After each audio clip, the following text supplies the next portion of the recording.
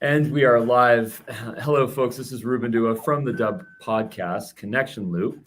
And today we are going to be talking about mindful entrepreneurship. Now, what is mindful entrepreneurship? We know what mindfulness is, maybe. We know what entrepreneurship is, maybe, hopefully. So now we're going to combine these two.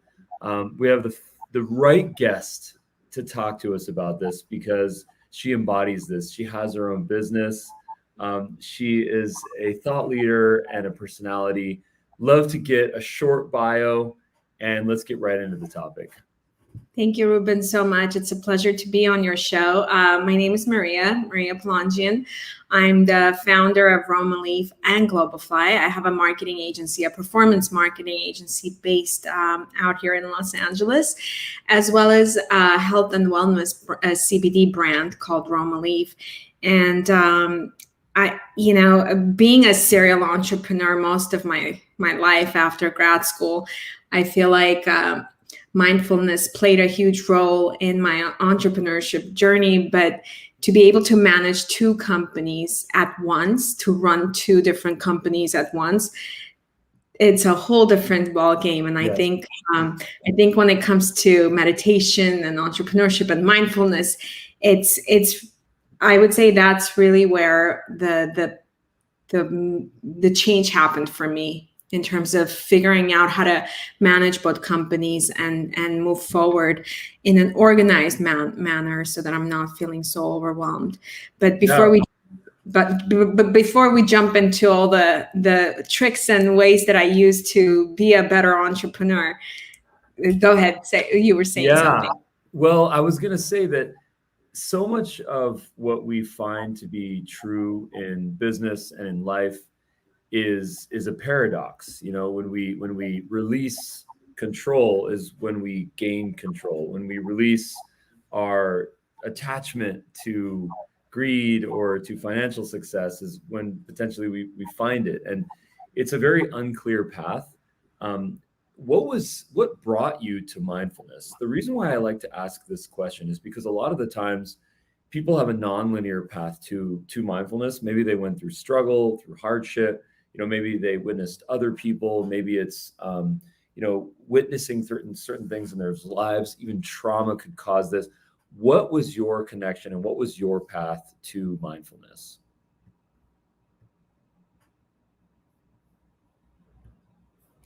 You know, when I think about mindfulness, I think about being present, being in the moment.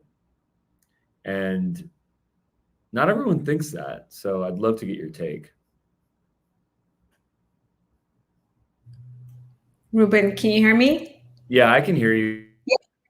Okay, so we got disconnected when you were asking the question about what brought me to mindfulness, and you were giving examples as to different people, different causes generally affect people to turn into mindfulness, whether it's trauma or some kind of a change in their lives, and that's where we got cut off. Oh yeah. So I was just really curious to understand what brought you to mindfulness. What took you there? What did you go through to realize that you need to be more mindful and you want to evangelize that? Yeah, I think for me, it was definitely my dad's passing. His pancreatic cancer took a huge toll on me. It was, it really, as a person, not just as an entrepreneur, made me question a lot of things in life, and I think watching him, sort of deal with this in a matter of, like, he was told he had pancreatic cancer and then 2 months later he passed away. And to watch him those 2 months, how he suffered and what he went through, and whether it was the regrets of not doing certain things in life or whatever, it really woke me up and made me realize that none of us know how much time we have in this world, and we take so much of it for granted. Like even this time, that we're spending together, like, I cherish it because I value your time, and I love it when people respect my time, because our time is limited here. And I think that's what really triggered that. It was a lot of depression mixed with, dealing with the pain of, losing my dad, but it was really how to get out of depression that pushed me to being more mindful and start meditating on a regular basis and really think about, why am I here?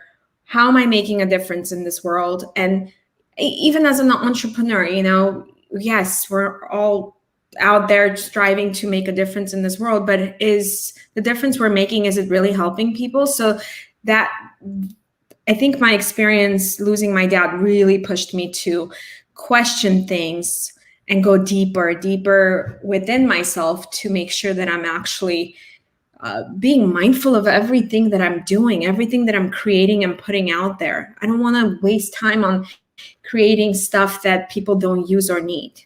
I hope that answers the question. That was profound. Thank you so much for sharing that.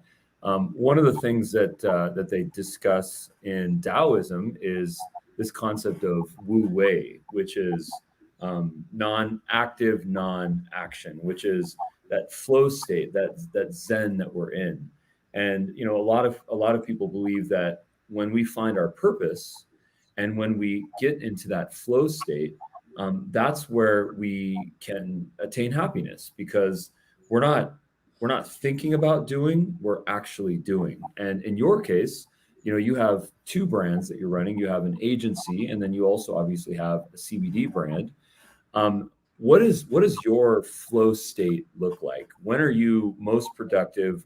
When you're not even thinking about working and you're just doing it? What does that look like for you?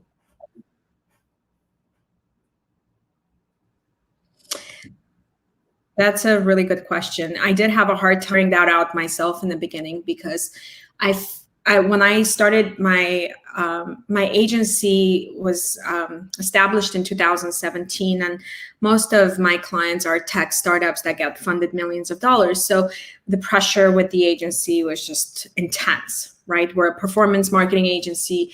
People give us money. We need to perform. When I started Roma Leaf started out as a need for me. I was looking for a CBD brand that was consistent so that I could get the relief with my migraines that I was looking for. And then through research and everything, at one point I was like, I can't find a brand that's consistent. And the idea came, and I was like, I should start my own brand. But it was more like I started it to solve my own problem. It wasn't really, the intention was not to start this company that's gonna take over my time and day, right? So my priority was always Globify. And when I started Roma Leaf, I treated Roma Leaf like another client of my marketing agency. So I didn't invest that much time and effort into it. It was just treated like a client where a certain time was allocated to it. But then when the company started picking up and, we started selling it at pharmacies and chiropractor offices and really started organically growing, I realized that I need to have a flow. And that's when I decided that I'm going to dedicate a few, just kind of separate the times of the week. Like, for example, right now I work on Mondays, Wednesdays, and Fridays on Roma Leaf, and then Tuesdays and Thursdays are all Globify. And that's because Globify is more established. I have a team. I have a flow, I have a structure, it works. But because Roma Leaf is still somewhat of a baby, it's a startup, I'm investing more time into it. But in terms of, and I think that's what helped me get into this flow where I separate the two companies, divide them. I have a day for one company solely and then another day for another one. But the flow is really, it's gonna go back to the meditation. If I meditate daily, then I'm just, it's flowing. I'm not even thinking, things are happening easily. But I have those days where I miss doing meditation, and then I find myself feeling overwhelmed and not focused. And one of the reasons why I wanted to talk about being a mindful entrepreneur is, a lot of times things pop up and opportunities come our ways, or disappointments, not just opportunities. And if you're not focused and mindful and stick with your purpose, you can get pulled in so many different directions. And with two companies, I've experienced that, where one company I was dealing with this issue and the other one, this problem.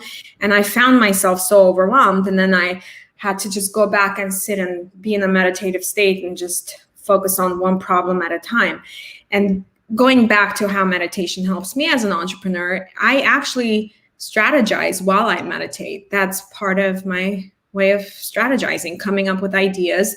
I'll sit in a quiet place and I'll have my notebook in front of me and I'll write the question, whatever it is that I'm dealing with, whether it's a problem or just an idea for a campaign that I want to do. And whether it's for Global Fly or Roma Leaf, I do the same thing, sort of.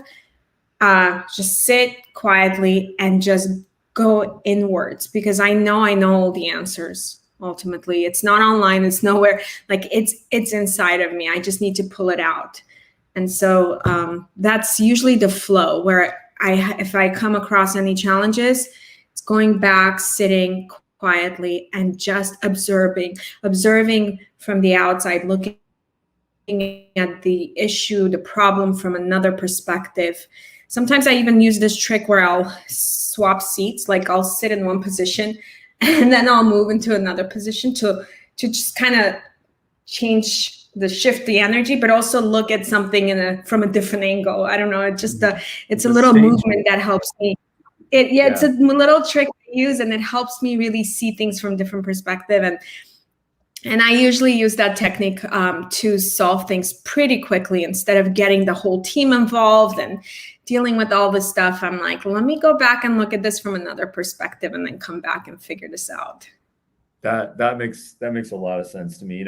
I think that this idea of work-life balance and finding harmony with all the things that we do, the way that I think of a lot about this is almost in a very kind of Buddhist or Taoist manner, which is life is like water, and we are like water. I mean, water doesn't have memory. Water doesn't think about what it did yesterday or what it's going to do tomorrow.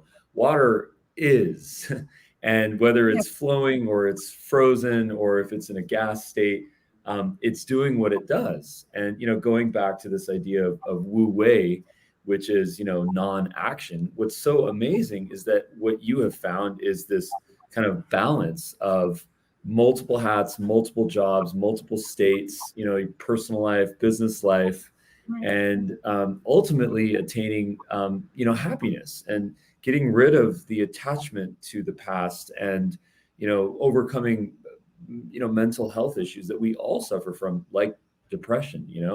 So I think it's so powerful to hear you evangelize this, and more importantly, you embody this, because that's what you're doing. You're embodying this within your life, and it's inspiring. And I think, going back to finding something that works and helps you stay in the flow, to your point, it's really about being in the present moment, because what we tend to do as entrepreneurs, we can get very critical of ourselves, right? We can start analyzing everything. Oh, I should have done this, I should have done that, blah, blah, blah. But if you stay present and you take what you have and you change the mindset a little bit, right? Like, even if you're in the worst situation and you're dealing with really big problems that you can't really see the outcome, you can't see how you can resolve this, just sit and envision the resolution. It's so simple. And then somehow, I don't know what the magic is behind it, but I find sometimes people are like, how do you deal with a company that just got funded $100 million and you do their radio advertising and you do all of their city takeover marketing and at the same time do this? I'm like, I don't think about the how too much. I just envision the end result, and then I sit, I relax, and then things just happen also. Like, the team comes through, everybody I don't know, there's really clearly something magical about sitting and envisioning your end result, and then just being in that present moment, not being fearful, not overanalyzing things and thinking about tomorrow. Just think about right now. What can you do? What little steps can you take to make right now the best that you can? And then it just kind of starts flowing, and one thing leads to another. you're running a great campaign and customers, your clients are happy. That's at least what I find myself doing a lot of times. That's tremendous. The takeaways here are determining what the desired outcome is, and then setting up a plan, and then being present in the moment and just going through the cycles, putting in the work. Tremendous feedback. We've heard this before, but it's so inspiring to hear you tell us this, because it's what we need to hear and it's what we need to be reminded about. And we need to actually do it. I had a hard time doing it for a very long time. I would read books and listen to audio. I mean, I tried everything, but it wasn't until I realized that if I don't do something and pivot and change my habits, I can lose both companies, in the sense that lose by meaning like I can get burned out and just lose this amazing thing that I've built over the years. Because with a lot of entrepreneurs, the reason why they don't succeed is because they get burned out ultimately, right? Like burnout is usually, and yeah, obviously funding could be another issue. Company might not do well. That's another issue. But a lot of the times it's really burnout. That's the biggest problem that we deal with as entrepreneurs. And if we can overcome that by just simply meditating 10 minutes a day, then that's such a small price to pay for something that could just yield so much, joy and revenue and all of it, right? Like the freedom that you get with being an entrepreneur, which I just... So well said. So where can we learn more about you? Where can we learn about Globify? Where can we learn about Roma Leaf? Give us some social handles, some web addresses. So Roma Leaf, romaleaf.com is the website for my CBD brand. Globify is also globify.com, is the website where a lot of the clients that we have that are in the tech space can go and learn. Recently, due to actually demand, I would say, I launched a radio show and started doing small little, I don't want to say courses, because they're not really courses. They're more like little tutorial hacks that I started creating, because I had so many people coming to me, especially after COVID, while we were in COVID, to be honest with you, where they would come to me and ask me for help with marketing, and they couldn't afford our services. So I started creating these short little 15, 20-minute tutorials to teach them how to do it internally, since they couldn't afford it. Like, for example, if somebody wants to do micro-influencer marketing campaign, they generally think it could cost them thousands of dollars. And yes, it can if you're hiring an agency like Globify.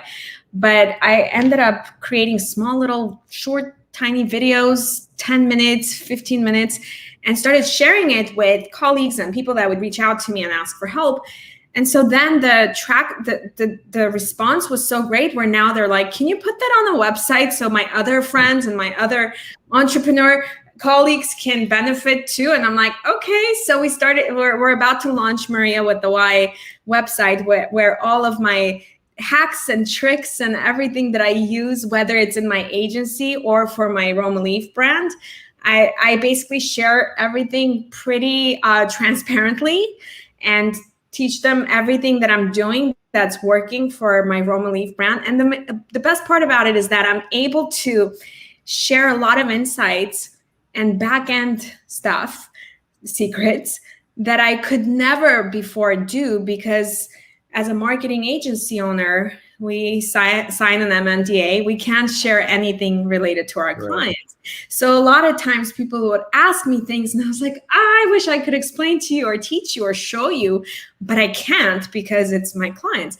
But now that I have Roma Leaf, and I'm going through that journey of a startup and figuring out what type of marketing channels work, what doesn't, and so on, I'm able to almost journal everything, not just through my show, my radio show, which is on SoCalArmenians.com. It's a small little radio network targeting Armenians, but the podcast is going to follow shortly. But the website is where people can go and learn a lot about whatever we're talking about on the podcast, and be able to actually go and watch a 10-minute video and learn how to do a small influencer marketing activation in-house on their own without having to spend thousands of dollars.